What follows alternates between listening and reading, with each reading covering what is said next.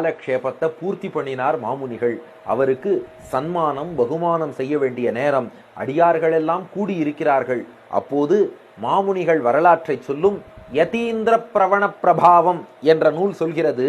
அப்பொழுது ஒரு சிறுவன், ஒரு 4-5 வயது மதிக்கத்தக்க ஒரு சிறுவன் கூட்டத்துல எல்லாரையும் கலைத்து கொண்டு வழிவிடுங்கள் வழிவிடுங்கள் என்று வேகமாக ஓடி வந்தானா.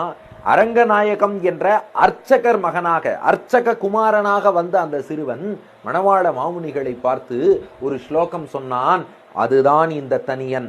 ஸ்ரீசைலேஷ தயாபாத்திரம் தீபக்தியாதி குணார்ணவம் யதீந்திர பிரவணம் வந்தே ரம்ய ஜாமாதரம் முனிம் சொல்லிவிட்டு எங்க போனான்னு தெரியல, அந்த சிறுவன் மறைந்து விட்டான்.